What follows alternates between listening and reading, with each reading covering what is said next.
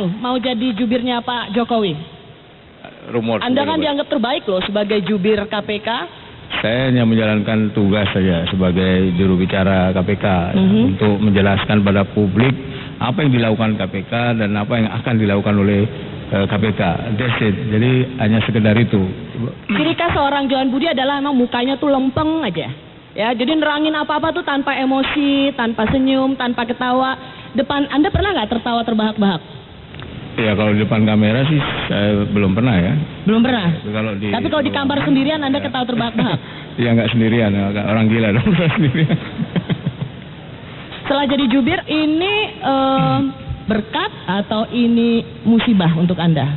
Ya, ketika saya ditelepon oleh pihak istana ya, untuk diminta duduk sebagai salah satu PLT pimpinan, saya memang mengajukan beberapa syarat waktu itu.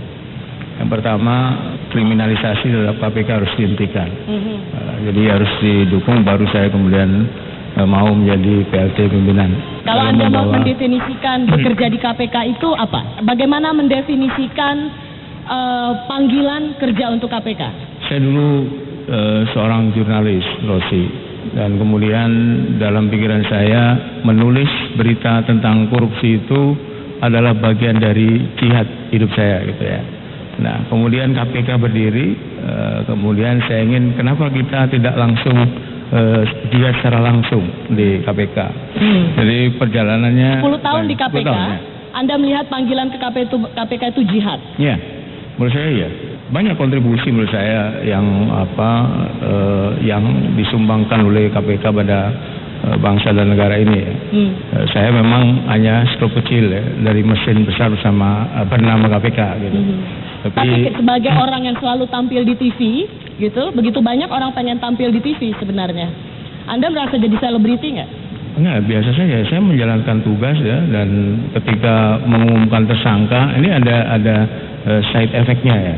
Ketika saya mengumumkan seorang tersangka, kemudian pendukung tersangka itu seolah-olah saya inilah yang menentukan orang ini jadi tersangka.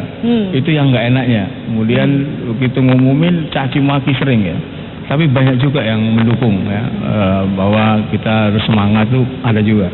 Nah itu tidak enaknya begitu. Tapi tidak saya anggap sebagai sebuah beban ya. Saya menjalani biasa saja gitu. 10 tahun di KPK, ya. Anda pernah nggak merasa bangga dengan KPK?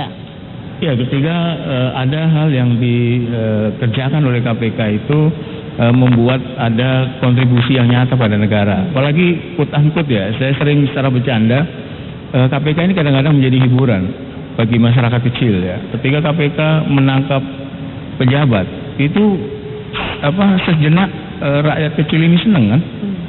Coba tanya. Pantas Anda sering nangkep orang ya? Itu kan tugasnya.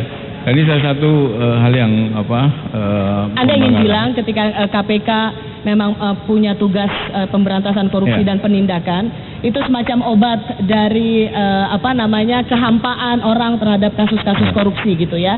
Nah, tetapi sekarang KPK kalah lagi 3-0 udah di pra-peradilan. Ya. Apakah ini sebenarnya semacam sinyal bahwa KPK tidaklah sekuat dulu dan sebenarnya KPK sudah diambang kehancuran? Apa Anda masih bangga kerja di KPK?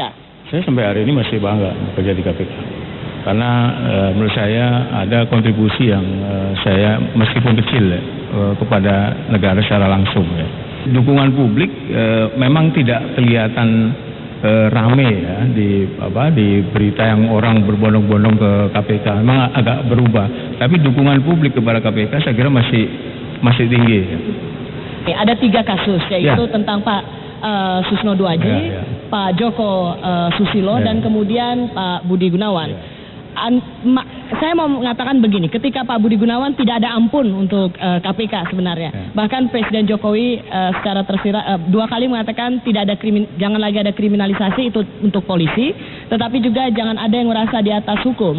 Apakah KPK benar adanya selama ini sudah merasa di atas hukum? Ya, kalau KPK di atas hukum, saya tidak setuju ya, bahwa ada yang harus dikoreksi di KPK. Saya setuju, karena saya yakin kemarin itu ada kontribusi ya. Cara berkomunikasi pimpinan KPK itu menyumbang cukup banyak, persentasenya terhadap kegaduhan yang kemarin itu. Maksudnya cara berkomunikasi seolah-olah KPK ini bisa melakukan apapun begitu. Ada arogansi lembaga, arogansi personil. Artinya berkomunikasinya menurut saya itu bisa menyinggung pihak di luar KPK gitu. Karena itu ketika saya ditunjuk sebagai PLT pimpinan, langkah pertama yang kita lakukan adalah courtesy call ya. Tidak hanya ke Mabes Polri, tapi juga ke Kejaksaan Agung, ke DPR, ke BPK, ke PPATK, itu kita lakukan. Ini dalam rangka kalau saya menyebut mengubah ya. Cara berkomunikasi itu tidak selalu personal ya. Cara berkomunikasi kelembagaan gitu. Kita dulu diundang oleh DPR, RDP nggak datang, itu kan nggak bagus juga. Karena itu kemarin hal pertama yang kita lakukan adalah membangun komunikasi. Evaluasi ini baik adanya introspeksi karena bagaimanapun adanya koordinasi, adanya komunikasi yang baik itu diperlukan. Tapi itu juga punya resiko, Mas Johan Budi, yaitu karena kasus Pak Budi Gunawan yang diumumkan setelah beliau menjadi salah satu calon Kapolri dan KPK kena batunya, orang bisa melihat ini KPK memang tidak sekuat dulu lagi. Dan KPK di masa akan datang tidak akan lagi memiliki pimpinan-pimpinan berani, karena kalau sekali lagi berani nangkap jenderal, Anda akan dikriminalkan, Anda akan dicari kasusnya bahkan ketika Anda sebelum akil balik. Ya, ini bagi saya memberantas korupsi itu bukan soal ukuran takut atau berani ya. Memberantas korupsi itu bagaimana kita firm ya, menjalankan undang-undang. Siapapun menurut saya kalau itu firm, tentu KPK akan didukung oleh publik. Ya, saya tidak melihat kalau KPK menjadi takut mentersangkakan jenderal ya. KPK takut kemudian berhubungan dengan pihak Mabes Polri misalnya berkaitan dengan penanganan perkara. Saya kira tidak begitu ya. Mas Johan Budi, Anda sekarang PLT pimpinan, Anda berminat nggak untuk menjadi pimpinan KPK? Nanti, yang definitif ya, ikut diseleksi oleh pansel. Saya harus bicara dengan keluarga juga ya. Yang kedua, saya juga harus mengatur diri, mengukur diri. Kenapa Anda takut? Apakah Anda pernah masukin nama di kartu keluarga orang lain? Atau pernah foto dengan Putri Indonesia? Pansel ini kan beragam, multi talenta kalau saya bilang. Bagaimana yang pakar-pakar ini kemudian mengukur seorang calon pimpinan KPK nantinya gitu. Kan saya harus mengukur diri kalau sendiri. Kita bicara pimpinan KPK, belajar dari yang sekarang, pimpinan KPK ketika kasus Komjen Budi Gunawan kemudian dianggap pemalsuan kartu keluarga bisa jadi tersangka, lalu pada waktu menjadi pengacara juga ada kasusnya. Anda sepakat nggak kalau KPK di masa yang akan datang itu harus jadi manusia setengah dewa atau setengah dewi? Yang saya takutkan, yang saya worry adalah pansel ini udah bagus ya, multi talenta. Tapi bagaimana dia mengukur integritas seseorang itu? Karena integritas itu tidak ada ilmunya, tidak ada bukunya untuk mendeteksi orang ini integritasnya tinggi atau tidak. Integritas itu di dalam hati. Jadi mengukur integritas ini yang kami berharap di pansel pimpinan yang sekarang itu bisa melalui trackingnya. Banyak orang berharap pada pansel KPK ini. Orang bilang masa depan KPK tergantung dari 9 Sri Kandi ini. Saya akan panggilkan salah seorang dari Sri Kandi, 9 Sri Kandi pansel KPK. Ia adalah perempuan pertama sekaligus orang Indonesia pertama di perusahaan multinasional IBM. Siapakah dia? Ini profilnya. Presiden Joko Widodo resmi menunjuk 9 anggota panitia seleksi calon pimpinan Komisi Pemberantasan Korupsi. Pansel calon pimpinan KPK kali ini berbeda karena semuanya perempuan.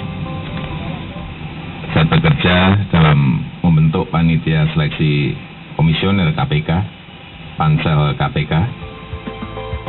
Salah satu Sri Kandi pilihan Presiden adalah Betty Alissyahbana, seorang ibu cantik, jagoan IT dan manajemen. Betty kemudian menjadi juru bicara panitia seleksi yang berasal dari beragam latar belakang profesi dan keahlian. Kami sendiri juga masing-masing mempunyai profesi, mempunyai reputasi dan rekam jejak yang ingin kami pertahankan ya. Jadi kami tentu berkepentingan untuk independen, ya, untuk tidak bisa diintervensi. Waktu pansel tidak banyak. Indonesia menunggu kerja transparan Betty dan rekan-rekan untuk menghasilkan garda terdepan pemberantasan korupsi di Indonesia. Balairung UI, inilah Betty Alicia Bana. Bahwa kalau berfoto khusus dengan perempuan harus Ya, ada saksi. Harus bertiga.